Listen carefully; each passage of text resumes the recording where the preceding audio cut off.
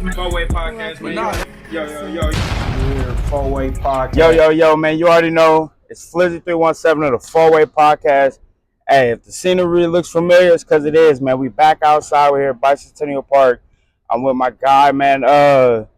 Filmmaker, director,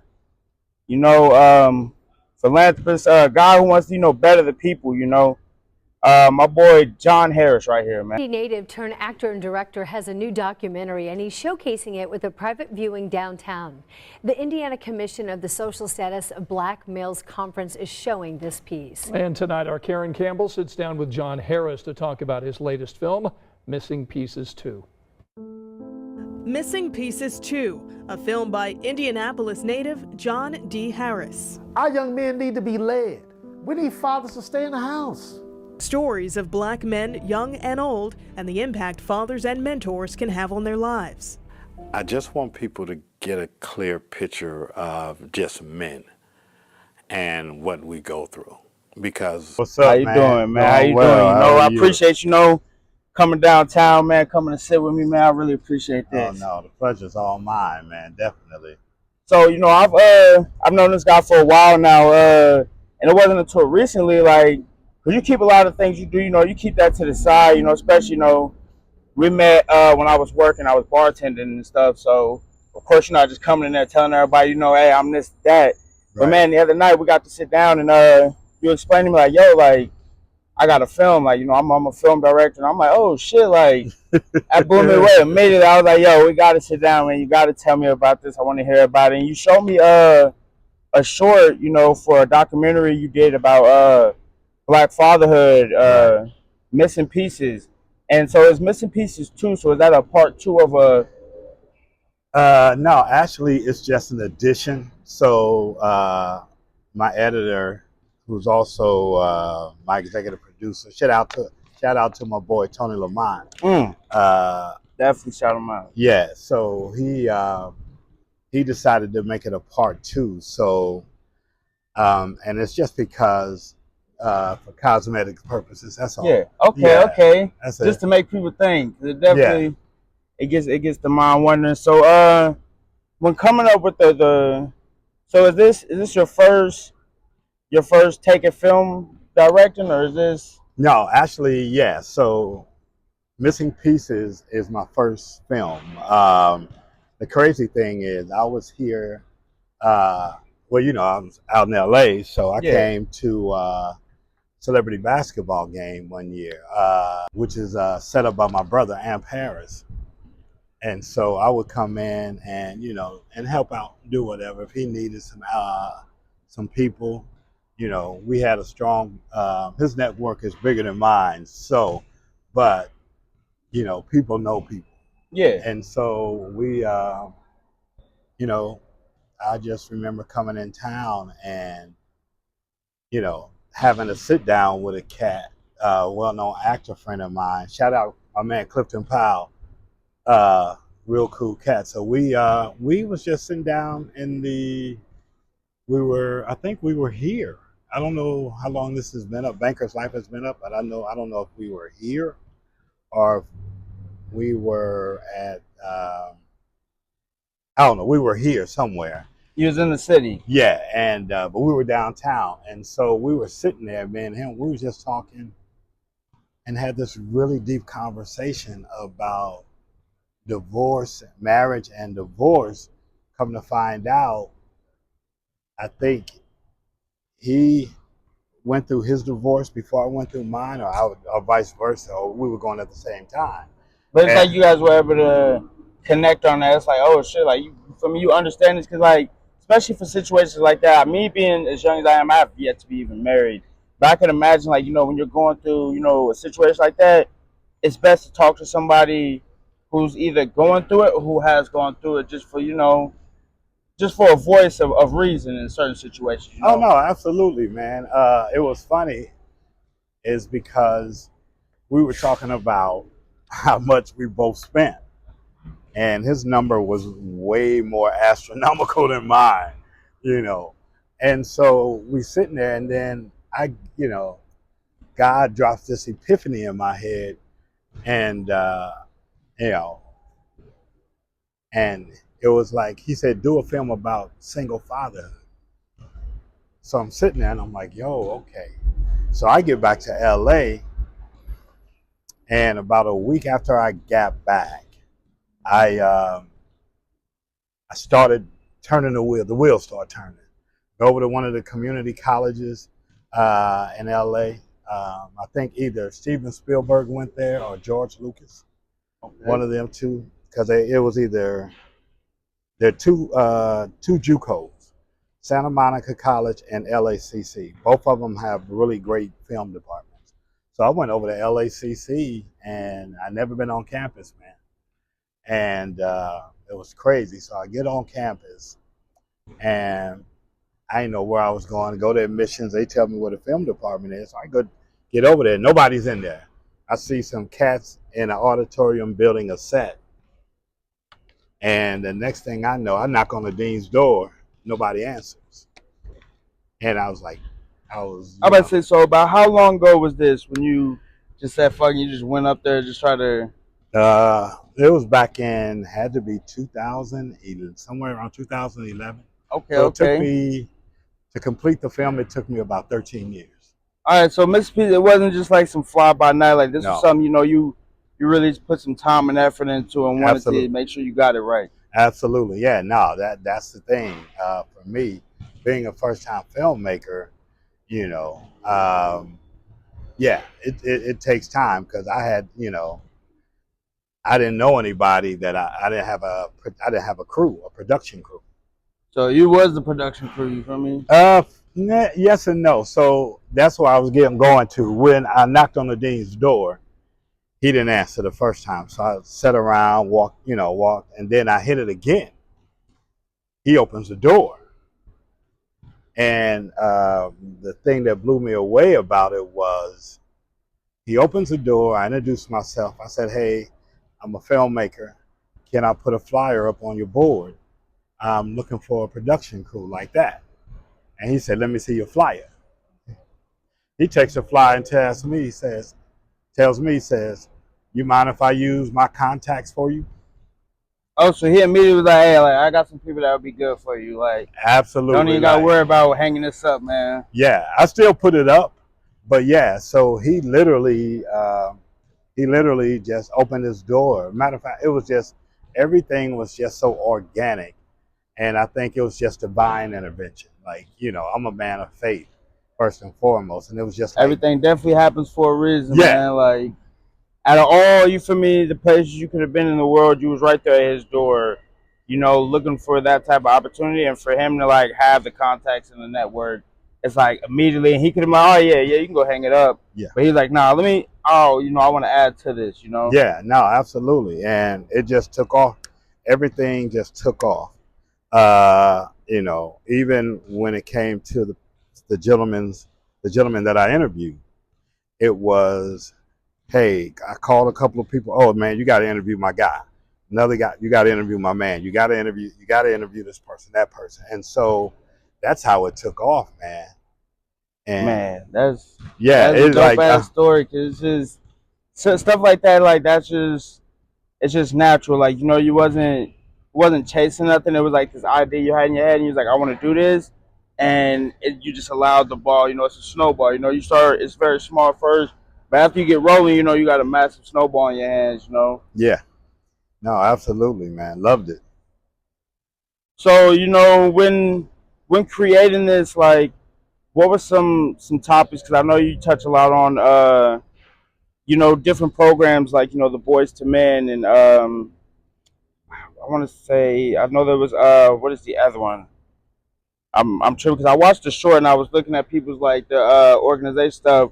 So what was it like to make sure that you had these certain voices? Like what was the creative idea behind that, instead of because you can find a single black father right anywhere, like not anywhere, but like we can go find one today if we wanted to. So like what was the creative idea behind getting these certain voices on there to be the spokesman people of this? Like, so the idea was to get men that had that were either going through it or that had already been through it. So that was the primary focus. And so even including myself, I went through it. And so a lot of times what ends up happening is that, as black men, sometimes when we go to court, we're not prepared. No, that is a very real thing. Like, and then nowadays, like you hear a lot of people talk about like telling black men and just men in general, fucking bugs out here. But men in general, like, hey, like you gotta keep this evidence. Like, if you have a bitter baby mama, or a woman who's the mother of your children who isn't, the best, you got to make sure you're keeping evidence of this, like from text messages, stuff like that. Because, like you said, when you show up in court and you're not prepared, they don't take it highly in your favor at that point. Right. Yeah, and I think that's the biggest problem, because, I've been to traffic court before, but family law is totally different. If it's a totally different ball game in there. It is like, you got criminal court, family, and civil. So you have all of these bodies in the government that, if you don't know the verbiage, you're in trouble. So they always tell you it's best to get representation, which is so true. No, definitely. And personally, I've seen a lot of instances of men, where it's like they were just, they of course themselves probably didn't have the best guidance, but they weren't bad guys. They loved their kids. They were, trying fathers, but because they didn't have no guidance and they don't have nobody explaining to them how to go about these situations, they get messed up, like to where it's like you're on child support and you also can't see your kid. And you also like just all these different factors, and then that'll like trying to find the word for it, but it'll take the drive out of a man. You get to the point where it's like y'all want to take money from me, and I can't see him. It's like shit. Fuck it. What am I doing? Like, and then that leads to a lot of worse things. Like, cause you to go down the path. It's like, you probably wouldn't have went down had you had the guidance and someone to be able to tell you, go about it this way. Yeah, no, absolutely. I think, the challenge is, I think for most black men, growing up, like I did, I didn't, I had a father, but he wasn't a dad. And those are two different contrasts. No, for real. No, trust me. I can definitely. I resonated a lot with that. Like my dad. Like I always like to say, he's like fun little joke. But like it was like my best friend, but he just wasn't a good dad. Like Yeah. it was my best friend. It's my dog, but like he wasn't the father I needed growing up, and Yeah, stuff nah. like that. Yeah, I think a lot of times, man, like you said, one of the things you said was a lot of times, these guys are good. They're good men, but when you go in front of somebody that you don't know that has all the power and can change your life in an instant, it's tough. I had representation, but it didn't work out. So I basically went in, solo. I had a kid, I have a kid. Well, he ain't a kid no more. I have a son. And so I just knew for me, because he didn't have a voice, I had to be his voice and mine at the same time. And so fighting for him, just fighting, not even, yeah, fighting for him, but also you fighting for yourself. Yeah. I wanted to make sure that I got what I came in there for. Because a lot of times you go in there, and if you don't say nothing, they just gonna give you whatever. A closed mouth does not get fed. That's true. That's a true statement. One of the things that, and I'll say this, full transparency, is that, you know, my son's mom, her and I were not good friends in court. And it was just, it was one of those things I was just like, wow. I wasn't verbally abusive. I wasn't physically abusive. I wasn't an alcoholic or a drug addict or whatever. And so going through that process just taught me a valuable lesson. Like, come dressed first and foremost. I knew cats some cats that, went to court in jeans and a t-shirt. Bruh, where you going? So yeah, so for me, it was, I just wanted to make sure I presented myself in the best possible light in front of the judge. Yeah, you want to, because that first impression, and like the judge is only good like if you show up unprepared, sloppily dressed, and then you also have, the mother of your kids trying to say like, "Oh, you a terrible motherfucker." It just doesn't it doesn't look good in your favor, especially like if you have someone trying to like tarnish you in a way. However, you have to show up over prepared so that you right those wrongs that they're trying to put on your name and whatnot. Yeah, absolutely. So when going through, finding these people, I've seen you talk to judges and different people. Like, can you speak on what that was like to be able to get these voices, especially like of such high people? Like, how does that feel? You get to sit down with a judge and then like hear that like also at the end of the day like goes through regular people things and understands on a deeper level. That process was cool, and I tell you, it wasn't nobody but God, because I have a cousin that was a part of Boys to Men. Okay. Which is a organization here in Indianapolis, and I did not know he was a part of it. I just remember I called him. I was like, "Hey man, I'm coming back to Indiana to film some days, and any people." And he gave me Dr. Lars Rasko from Boys to Men. Okay. And so, and my cousin, and one thing he told me, he said, "Man," he said, "Dr. Rasko's arm is a lot long." He said his arm has a long reach. I didn't understand that term.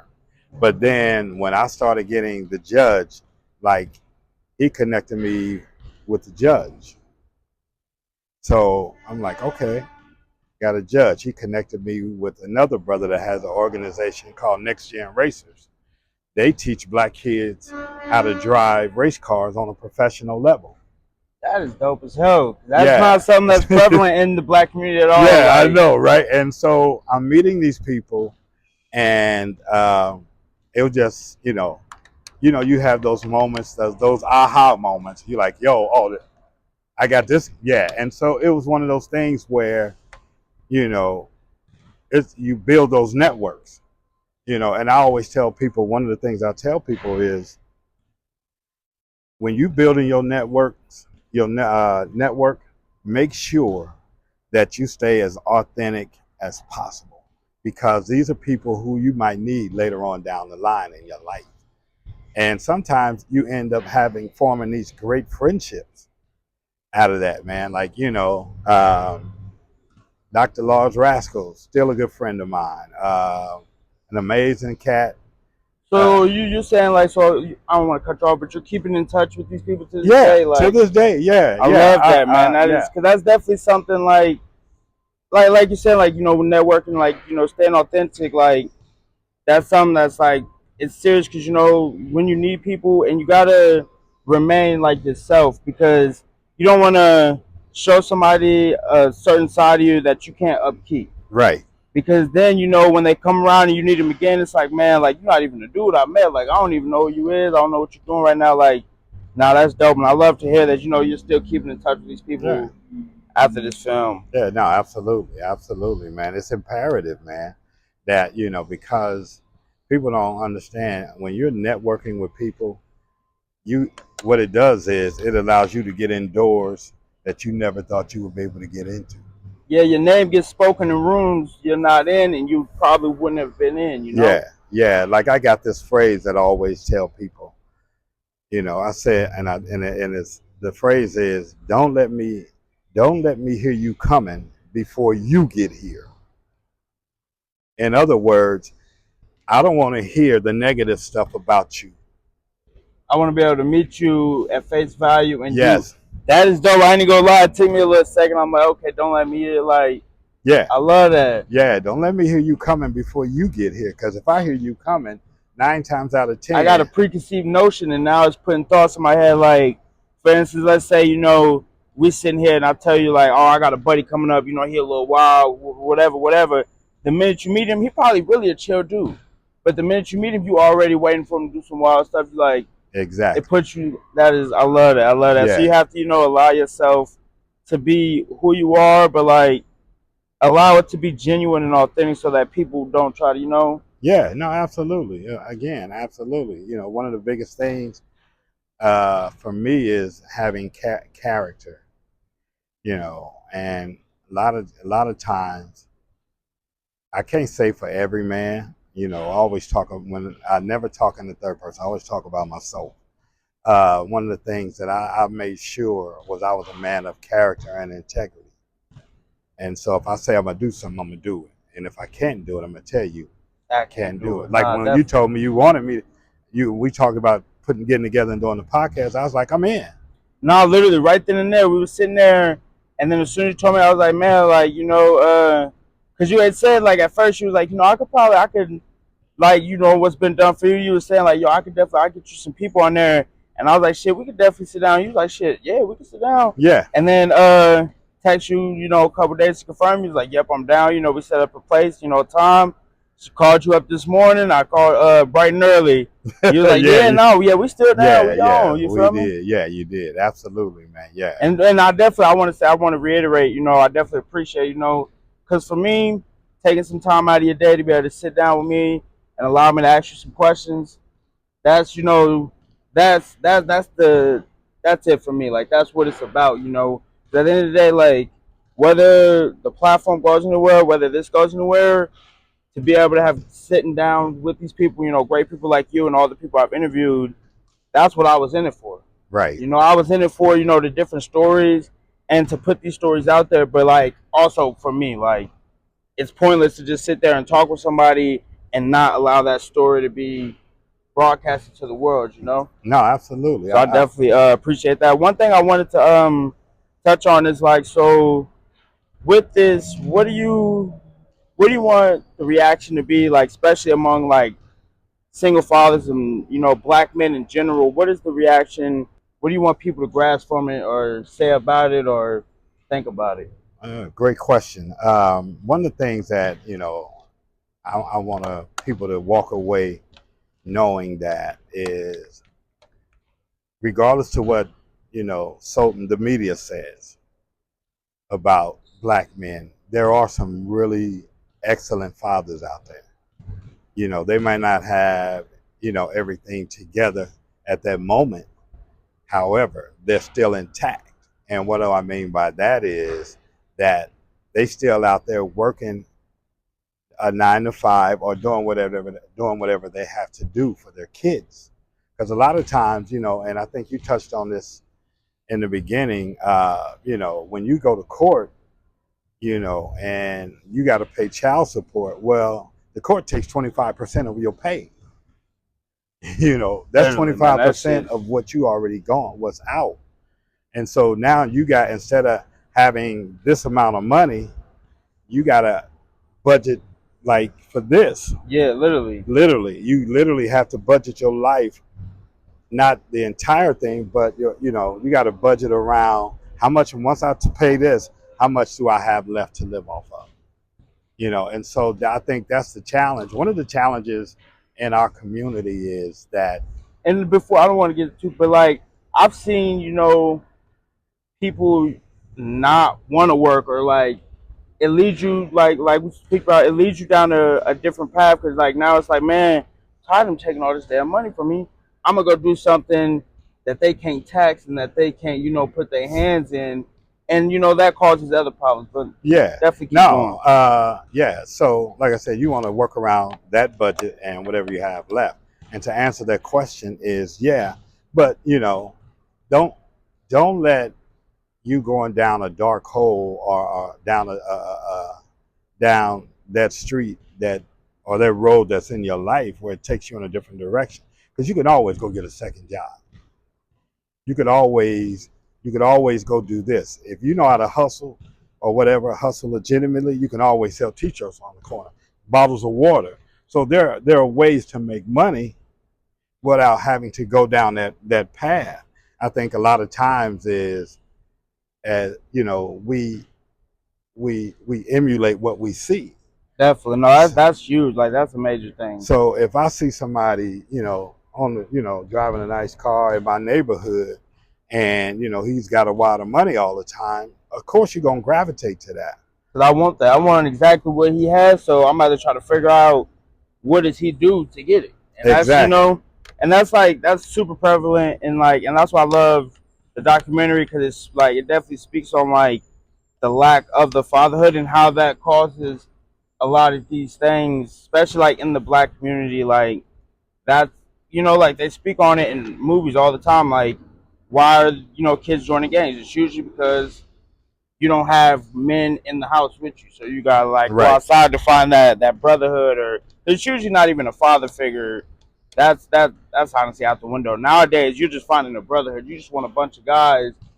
They're probably all have single mothers just like you, and it's just you guys are able to build your own little community around yourself. Yeah, no, that's true. And I think that's I think, with the way things are and the way things are going now, uh, you know, as men of color, we have to be more in the forefront than in the rear. Definitely. Because and I say that because look at the climate we're in, like, and you saw this, downtown Indiana, you know, what are these kids, 14, 15-year-olds going out at 2 and 3 in the morning? Running around with guns on them, it's literally, it is insane that like these kids literally they're so young. They're running around with these guns on them, and they have no guidance. They have nobody explaining them that how to handle their emotions, because it's like usually the stuff that happens, it's never over nothing big. It's Right. usually over words. It's Yeah. more than likely it's because like young black men that don't, and I don't want to take away from like the good single mothers out here who are raising good black men, but a lot of the time what happens is when being raised by a single mother, you have women like emotions, and I don't mean this in any disrespectful way, but it's just when you're a man and you have female tendencies with your emotions, it causes you to react in harsh ways because you still are a man at the end of the day. Like, you still, if somebody sits there and says words to you and now you just want to provoke physical violence, it's because no one was there to teach you, like, it doesn't matter what they say. Yeah. It doesn't matter. And like a lot of times it takes a man in the household to explain that, especially to another young man, like, they're gonna say things that bother you so much, but it doesn't matter. Right. No, and I think one of the things, and I say this, one thing I've learned is, and again, this is no disrespect to the women that are raising, their boys and their girls by themselves, is a woman can't raise a man. I don't care how much she tries. I remember having a conversation with a friend of mine in LA. He was a school teacher. And one of the things she told me was she had a friend and who had a little boy, had a boy. And for us, we supposed to stand up and pee. Literally, that's how you was raised to go to the restroom. Right. So she told me he would go to the restroom and sit down on the toilet. And see, it's a small thing that's like, it doesn't really matter, but it does. Because now, like, what are the tendencies of the female? Because he's not a female. Right. And, so what are the tendencies is he's going to start absorbing and taking on. And then as he gets older and becomes a man, or probably, let's say, he has a family of his own, that's where you get all these, like, domestic violence stuff. It's usually it's men who don't understand emotionally how to contain themselves, and I feel like that's like the main thing that when you take a black fatherhood amongst all the other things, it's the emotional stability that it creates. It allows you to be stable within yourself and be confident within yourself to understand and go out in the world and realize how to act. Yeah. And it can happen with the woman in the home, but we see statistically it usually is less likely to happen, and you're more likely to end up, committing criminal acts, or just going out, just doing just random shit, for lack of a better word, that you don't need to be doing, Right. No, absolutely. Again, one of the things that I think that as men, especially black men, we're already got a stigmatism on us because we're black. Literally. And the other thing is that it's imperative, I think, for women to understand just because you and the man didn't do well or get along, let him afford him the opportunity to raise that boy. And the crazy thing about it is, women and men we're raised differently.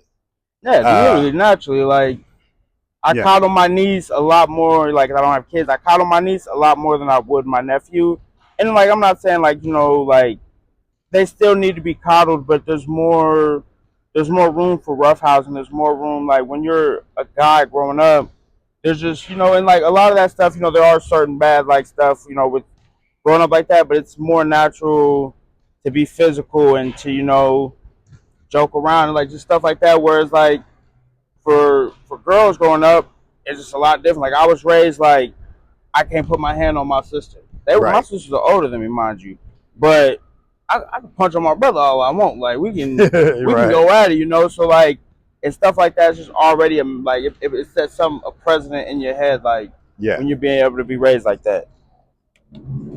Yeah, no, absolutely. Again, like I said, we gotta be.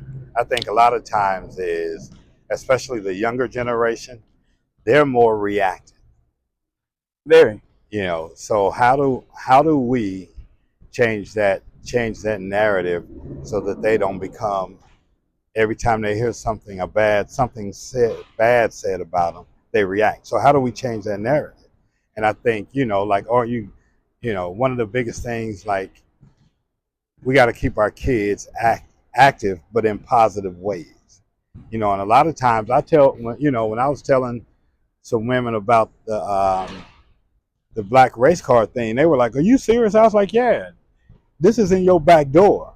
Now here I am, I'm living in LA, and I know this is in your back door. I ain't even gonna lie, I had no idea that was happening here in the city. This is in your back door, and you don't know it exists. That says to me two things: either you don't know or you don't care. And so, because you gotta take advantage of the opportunities that are presented to you. No, definitely. You have to, and that's a must. Like I said, I'm telling you about it, and you didn't even know it exists. Man, that's honestly, and that's just dope because it gets them out of the box of what they usually get pushed into. When you grow up, definitely like in impoverished neighborhoods, like basketball player, rapper, or by the grace of God, you're gonna go to college. But usually it's like basketball player, rapper, athlete. Like that's the main thing. Like you don't think of like I ain't gonna lie, growing up, never once in a million years did I ever think I would be a race car driver simply because of my skin color and where I grew up. Like I don't know no race car drivers. I ain't never met a race car driver and don't know race car drivers look like me. Right. Yeah, and that's true. And I think sometimes things are set up strategically for that. Definitely. To keep you, or to keep us in a box, but you and I both know that if we do our research, history states that there were black race car drivers back in the day. There were black senators, black judges, and there still are. But again, we're not at the forefront. So a lot of times it's not highlighted enough in the ways that it needs to be, and to show, like, because for kids, like, if they can see it, they can be it. Yeah, that's how it is. Like it's amazing to me that and I always tell people, like, I started out as an actor originally. So that was your first passion? That's what it's crazy. I just knew, again, God has a way of showing you stuff, and once you see it, and you get hold of it, you could actually do it. But a lot of times we get turned off by rejection, But I always tell people, like I was having a conversation with this friend of mine, and she was telling me all about what she was going through. And I just remember telling her, like you're still here. What I did, I don't want to, but you're here. So all of that stuff you talking about is tangible. It can be replaced. So don't let the things that you had stop you from getting the things that are in front of you. No, They always use the analogy of the rearview mirror. What you see in the rearview mirror is always behind you. But then you got this other mirror to the right of you, tells you that the objects are closer than they appear.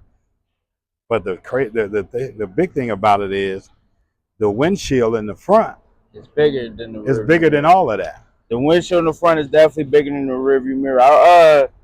It's gonna be crazy because there was he was a white artist, but it was Jelly Roll, and he had got up on stage and he had said that. I remember, like, I love listening to that speech because he's like was saying, like, you can do whatever you want to do as long as, like, if you wake up, it's still an opportunity to go do whatever you felt like, even if you lost it, even if you failed at doing it before.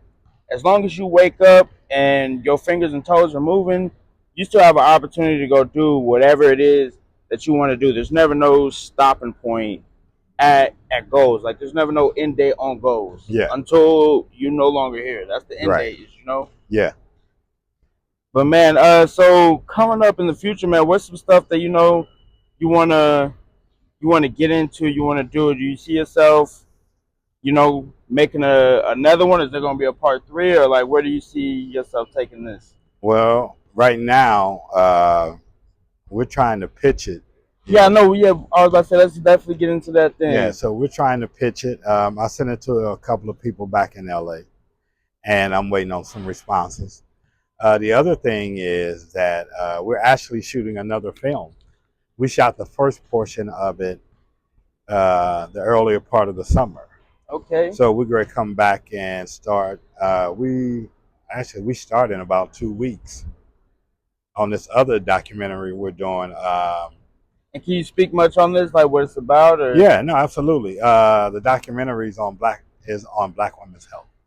Okay, so, so definitely, hey. So yeah, and again, it's one of those things that God just dropped in my lap, man. Like, literally, I didn't know nothing about it. No, I didn't know nothing about it. And I remember I was at a film festival in LA, and you just put it out there in the world, just right there.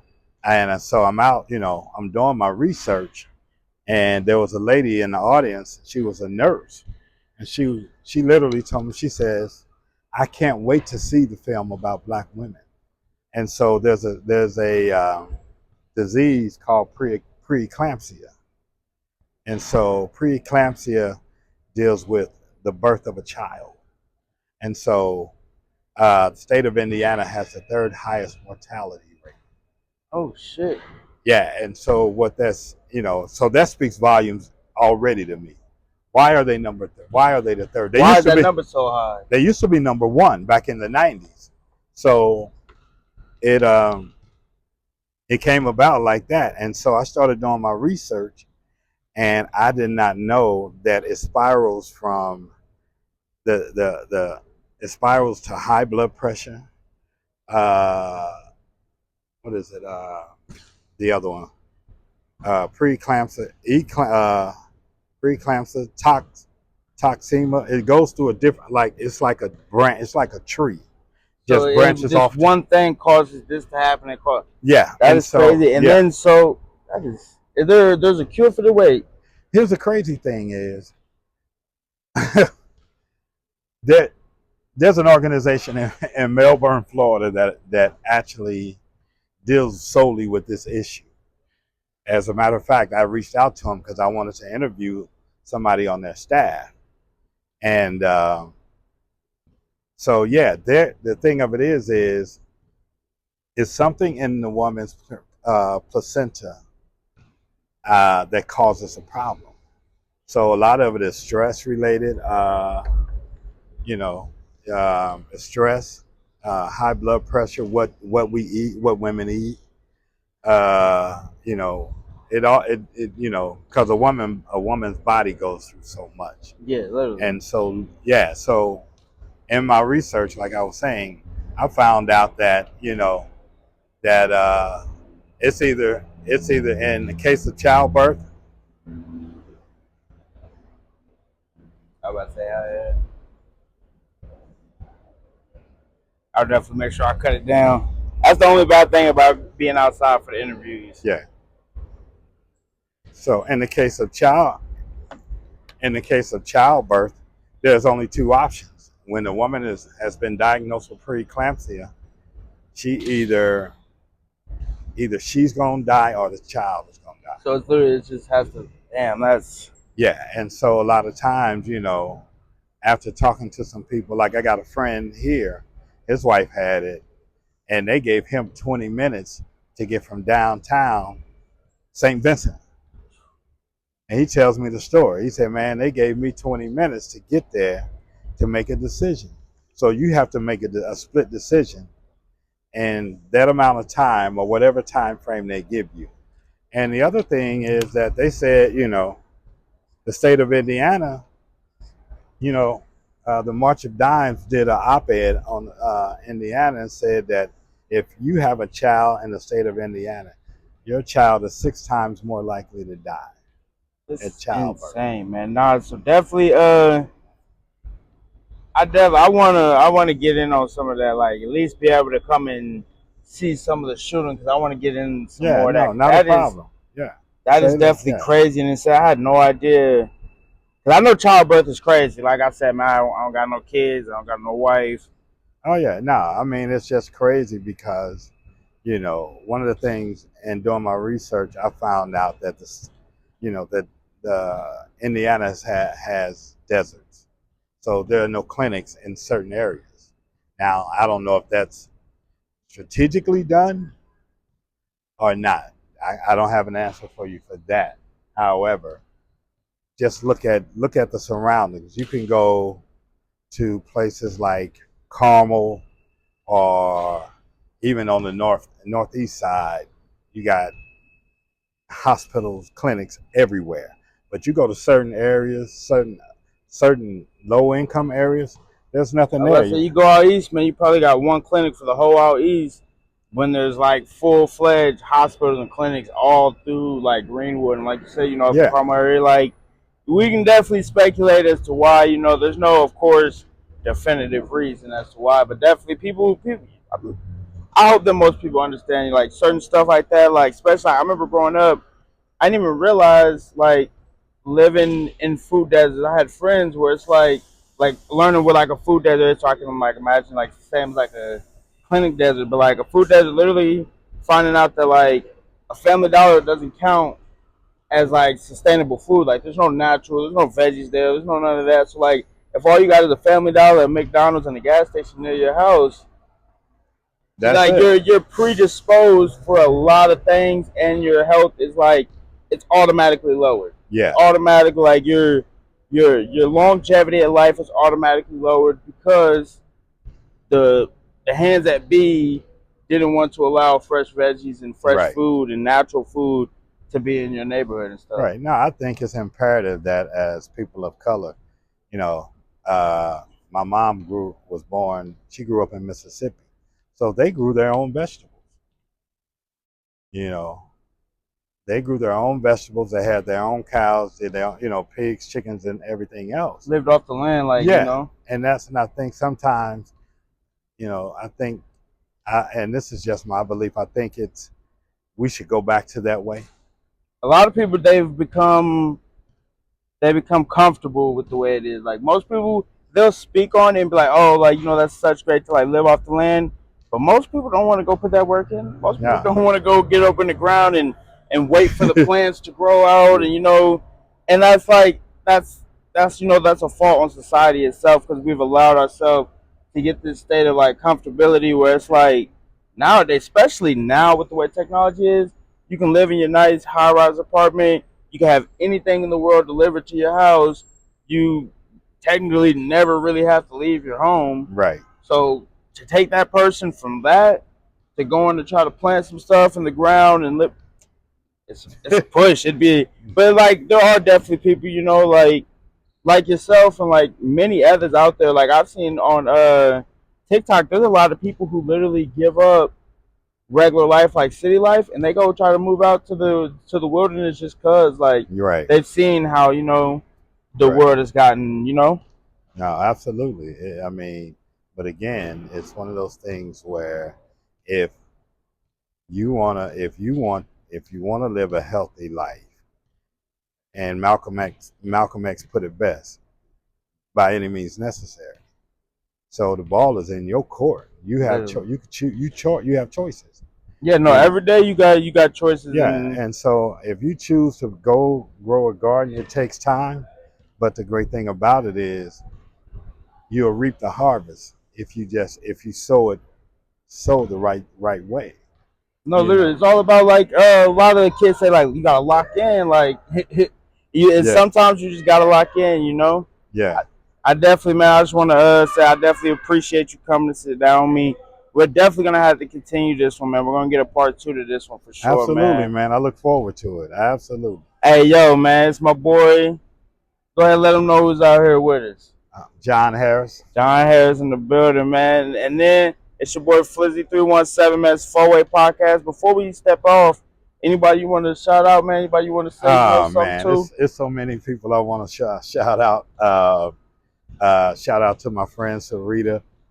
Shout out to my family, my mom. She's 90. She just turned 93. Hey, shout out moms, man. Yeah, hell yeah. You know, and just, you know, shout out to everybody that watches this. Look, pay attention to him.